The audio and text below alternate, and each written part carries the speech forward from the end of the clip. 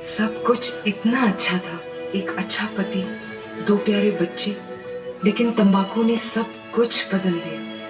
अब इस फैलते हुए कैंसर को मेरे चेहरे से काटना पड़ेगा। अब कुछ भी पहले जैसा नहीं होगा। तंबाकू ने मेरी जिंदगी नष्ट कर दी। खैनी, गुटखा, तंबाकू, जर्दा, पान मसाला आपका जीवन उजाड़ ಎಷ್ಟು ಪ್ರಭಾವಿತರಾಗಿದೆ ಮೊಬೈಲಲ್ಲೇ ಮುಳುಗ್ಬಿಟ್ಟಿದೀವಿ ಅಂತ. ಅತಿ ಆದರೆ ಅಮೃತವು ವಿಷ ಅಂತಾರೆ. ಹಾಗೆ ನಾವು ಮಷಿನ್ ಮಾಡಿದ್ವ, ಮಷಿನ್ ನಮ್ಮನ್ನ ಮಾಡಿತ್ತು ಅಂತ ಗೊತ್ತಾಗ್ತದೆ. ಆ ರೀತಿ ನಾವು ಬಲಿ ಆಗಿದ್ದೀವಿ. ನಮ್ಮಿಂದ ಮೊಬೈಲ್ ಮಾಡಿದ್ದ, ಮೊಬೈಲ್ ನಮ್ಮನ್ನು ಮಾಡ್ತಾ. ಯಾರು ಮಾಡಿದ್ ಮೊಬೈಲ್ನ ಮತ್ತೆ ನಡೀತಾ ಇದೆ. ಎಷ್ಟು ನೋಡ್ತಾ ಇದ್ರೆ ನೋಡ್ತಾನೆ ಇರ್ಬೇಕು. ಇದಕ್ಕೂ ಚಟ ಅಂತ ಹೇಳ್ತಾರೆ. ಅದಕ್ಕೆ ಇದಕ್ಕೆ ಅಡಿಕ್ಷನ್ ಅಂತ ಕೂಡ ನಾವು ಕನ್ಸಿಡರ್ ಮಾಡಾಗಿದೆ. ಇದನ್ನ ಆಲ್ರೆಡಿ ಬಿಡಿಸುವಂತ ಕೇಂದ್ರಗಳು ಸ್ಟಾರ್ಟ್ ಆಗಿದೆ. ನಾನು ಒಂದು ಅತಿ ಸೂಕ್ಷ್ಮ, ಅವಿಭಾಜ್ಯ, ಅವಿನಾಶಿ, ಚೇತನಾಗಿರುವಂತಹ ಒಂದು ಜ್ಯೋತಿರ್ಬಿಂದು, ಪ್ರಕಾಶ ಸ್ವರೂಪ ಆತ್ಮನಾಗಿದ್ದೇನೆ.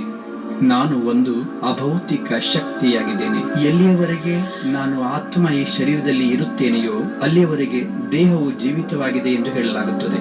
ಯಾವಾಗ ನಾನು ಆತ್ಮನು ಈ ದೇಹದಿಂದ ಹೊರಗೆ ಹೊರಟು ಹೋಗುತ್ತೇನೆಯೋ ಆಗ ಶರೀರವು ಶವವಾಗಿ ಬಿಡುತ್ತದೆ. ಈ ಘಟನೆಯನ್ನು ಮರಣ ಎಂದು ಕರೆಯಲಾಗುತ್ತದೆ. ಆದರೆ ಆತ್ಮವು ಅಜರ, ಅಮರ, ಅವಿನಾಶಿಯಾಗಿದೆ. ಅದು ಸದೈವ ಜೀವಿತವಿರುತ್ತದೆ.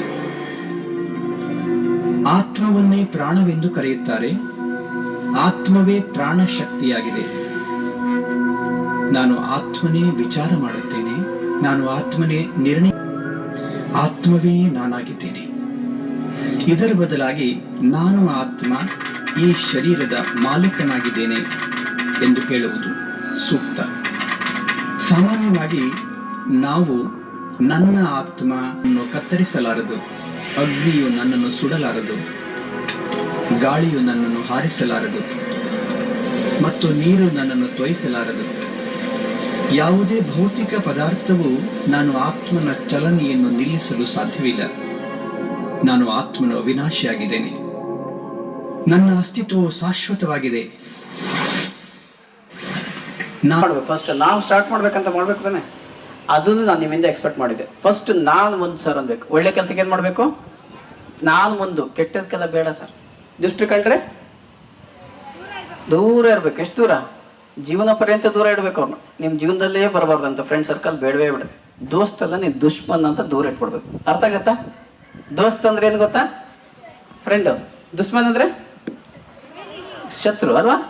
ಆ ಮುಖ ತಿರುಗಂಗಿಲ್ಲ ಕಡೆಗೆ ನಾವು. ಹಾಗೆ ನಾವು ಕೂಡ ಒಳ್ಳೇದ ಕಡೆ ಮುಖ ಮಾಡಿದ್ರೆ ನಿಮಗೆ ಒಳ್ಳೇದಾಗುತ್ತೆ, ಕೆಟ್ಟದ ಕಡೆ ಮುಖ ಮಾಡಿದ್ರೆ ಕೆಟ್ಟದ್ದು ಖಂಡಿತ ಯಾವ ಭಗವಂತನೂ ನಿಮ್ಮನ್ನು ಕಾಪಾಡಕ್ಕೆ ಸಾಧ್ಯ ಇಲ್ಲ. ಅರ್ಥ ಆಯ್ತು ನಾಳಿದ್ದು? ಈ ಭಗವಂತನೇ ಈಗ ನಾನು ಹೇಳ್ತಾ ಇದ್ದೇನೆ, ನಾನು ಬುದ್ಧಿ ಮಾತ್ರ ಕೊಡ್ತೀನಿ, ಆ ಬುದ್ಧಿ ಉಪಯೋಗಿಸ್ಕೊಂಡ್ರೆ ನೀನು ಜಾಣ ಆಗ್ತೀಯ. ಇಲ್ಲಾಂದರೆ ಜೀವನದ ಪರೀಕ್ಷೆಯಲ್ಲಿ ಕೋಣ ಆಗ್ಬಿಡ್ತೀಯ. ಜಾಣರಾಗಬೇಕಾ ಕೋಣರಾಗಬೇಕೀಗ? ಮಾಡಿದ್ದನ್ನು ಇದು ಶತಸಿದ್ಧ. ಕುಡಿಬೇಡ್ರು, ತಿನ್ಬೇಡ್ರು, ಅದು ಮಾಡ್ಬೇಡ್ರು ಹೇಳ್ತಾರೆ. ಎಲ್ಲಿವ್ರಿಗೆ ಹೇಳ್ತಾರೆ? ಸಾಯೋರಿಗೆ ಹೇಳ್ತಿರ್ತಾರಪ್ಪ ನಮ್ಮ ಅಪ್ಪ ಅಮ್ಮ, ಟೀಚರ್ ಎಲ್ಲರೂ ಬುದ್ಧಿವಾದ ಓದಿಸ್ತಾ ಇರ್ತಾರೆ. ಎಷ್ಟು ದಿವಸ ಓದಿಸ್ತಾರೆ ನಿಮಗೆ?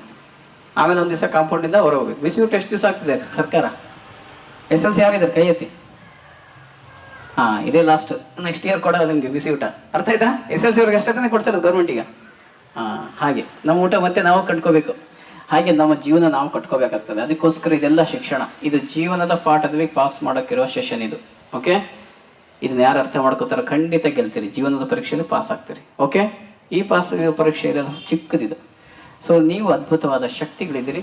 ಅದನ್ನು ಸರಿಯಾಗಿ ಸದ್ಬಳಕೆ ಮಾಡೋದು. We are all born stars. ನಾವೆಲ್ಲ ಆಲ್ರೆಡಿ ನಕ್ಷತ್ರಗಳೇ, ಭೂಮಿಯ ಮೇಲಿನ ನಕ್ಷತ್ರಗಳು. ತಾರೆ ಜಮೀನ್ ಪರ್ ಅಂತ ಒಂದು ಪಿಕ್ಚರ್ ಬಂದಿತ್ತು, ನೀವು ಕೇಳಿದ್ರಿಲ್ಲ? ಭೂಮಿಯ ಮೇಲೆ ನಕ್ಷತ್ರಗಳು, ಚೈತನ್ಯ ನಕ್ಷತ್ರಗಳು. ಅದಕ್ಕೆ ಕೆಲಸಕ್ಕೆ ಬರೋ ಸುಮ್ಮನೆ ನಿಂತ್ಕೊಂಡೈತೆ. ನಾವು ಓಡಾಡ್ತೀವಿ, ಕಟ್ತೀವಿ, ಕೆಡುತ್ತೀವಿ, ಮೊಬೈಲ್ ಅಂತೀವಿ, ರಾಕೆಟ್ ಅಂತೀವಿ, ಬಸ್ ಅಂತೀವಿ, ಬ್ರಿಡ್ಜ್ ಅಂತೀವಿ, ಮನೆ ಏನೇನೋ ಮಾಡ್ತಾ ಇದೀವಿ. ಎಲ್ಲ ಸುಮ್ಮನೆ ಕೂತ್ಕೊಳ್ಳೋದು. ಕೊನೆಗೆ ಏನು ಮಾಡಲಿ? ಕ್ಲಾಸಲ್ಲಿ ಗಲಾಟೆನಾರ ಮಾಡ್ತೀವಿ. ಈಗ ಸದ್ಯಕ್ಕೆ ಏನು ಮಾಡೋದೇ ಬಿಟ್ಬಿಟ್ಟಿದ್ದೀವಿ. ಅದಕ್ಕೆ ನಮಗೆ ಮನಸ್ಸಾಚ್ಚೆ ಬದುಕಿ ಜೀವನ ಹಾಳು ಮಾಡ್ಕೋದು.